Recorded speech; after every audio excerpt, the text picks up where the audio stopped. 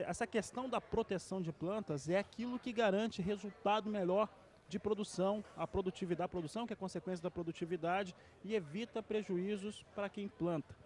Como é que isso é feito? Quais são os itens, as observações que precisam ser feitas pelo agricultor? Obrigado pela participação. Bom, a gente sempre fala que o primeiro insumo que o agricultor deve abordar e deve tratar com bastante cuidado é a semente, o segundo insumo é o adubo e o terceiro insumo são os componentes da proteção de plantas. Então, o que vai dar o potencial produtivo da lavoura do agricultor é posicionar a adubação de base e a adubação após a emergência das plantas adequada e a semente de alto vigor e de alta qualidade. Após isso, o potencial produtivo do agricultor está posto. Então, a partir daí, todo o manejo de praga, doença, plantas daninhas e nematóides devem ser o mais robusto possível, não em termos de número de aplicações ou de número de produtos utilizados, mas sim de conhecimento de área, de rotação de produtos que estão sendo utilizados e da real necessidade de cada produto para garantir que aquele potencial produtivo chegue ao seu limite no momento em que a colheita terminar. Você falou sobre a aplicação de produtos. Há momentos em que ele não é necessário fazer a implementação, há momentos em que acaba colocando com o mesmo princípio ativo e acaba não tendo os resultados esperados. Nesse aspecto, o que tem acontecido no campo que acaba tornando a ação inefetiva, acaba não funcionando como era esperado? Perfeito, isso é uma pergunta bastante interessante e é um ponto de atenção aos agricultores. A gente passou, o estado como um todo, passou um período muito seco. Então houve a semeadura de soja, tudo estava caminhando bem e a gente passou por um período aí de 20, 30 até 40 dias, dependendo da lavoura, sem chuva. Esse período é extremamente crítico para a planta. Então, um exemplo que a gente sempre dá é a aplicação de fungicida nesse contexto de extrema seca, ela é bastante questionável no sentido da necessidade da aplicação. E um outro exemplo que a gente sempre dá é, quando a gente baixa a umidade relativa do ambiente, a gente perde a eficácia das aplicações. Então, o herbicida que a gente usa e que ele era tido como alta eficaz no controle de um capim amargoso ou de uma buva, ele perde essa eficácia. Então, ele deve ser considerado um produto de média ou baixa eficácia, para aí sim o agricultor conseguir fazer um manejo de forma adequada. Então, as aplicações, a gente sempre fala que deve ser feita, as aplicações são feitas no momento necessário, com o produto bem posicionado para resolver aquele problema que o agricultor tem. Aplicações de forma calendarizada e de forma repetida não deve ser realizado. O estudo da aplicação deve ser feito para garantir que o input financeiro que o agricultor coloque seja revertido em produtividade e lucro para ele. Fernando, em relação a maquinário, nós temos algumas situações que precisam ser observadas. Isso está quando você compra o produto, você tem a aplicação, quanto de vento é admitido para você evitar dispersão, para evitar deriva. Essas observações são respeitadas pelo produtor rural? Tem sido ou tem se perdido também nesse momento?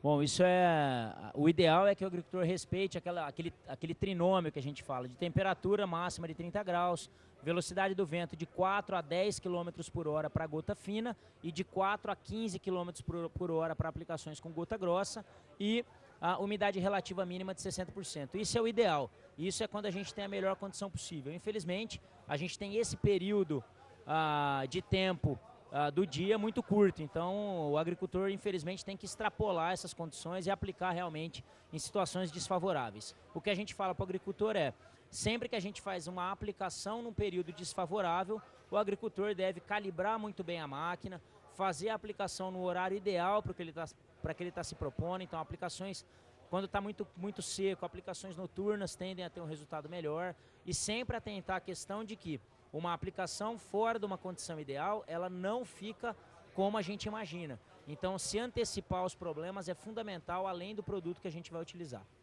Fernando, aí são as questões técnicas, o produtor rural enfrenta isso o tempo todo, são fatores importantes. Nós temos visto também, até por conta quando você aplica alguns produtos e aplica sem o ordenamento correto, às vezes com exagero, você cria resistência, né? Quando você tem a resistência na planta, significa que essas aplicações elas passam a ser pouco efetivas. Tem o custo dela, o produtor rural comprou o insumo, aplicou, tem o custo da aquisição, tem o custo da aplicação e acaba trazendo prejuízos. Quando está num cenário como esse, já criou resistência na sua área de produção, o que fazer, como inspirar para conseguir contornar uma situação como essa? Bom, o manejo de resistência ele é um dos pontos mais importantes que a gente tem hoje na agricultura.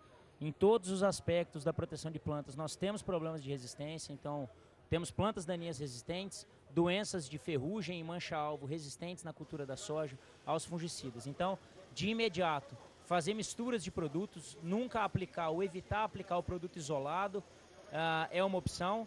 E sempre alternar o ingrediente ativo e não o produto comercial. O agricultor tem que se atentar ao ingrediente ativo que ele está usando e não ao nome do produto comercial.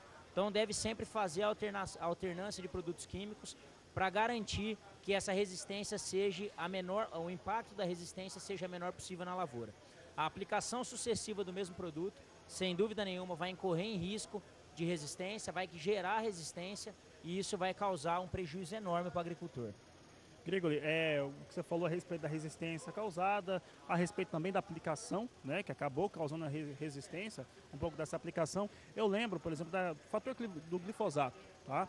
O glifosato, eu pesquisando, e eu lembro quando começou a ser aplicado, né, começou a ter essa informação, que havia uma aplicação, às vezes, exagerada. Meio que, vamos colocar glifosato. E o produtor rural foi absorvendo essa situação.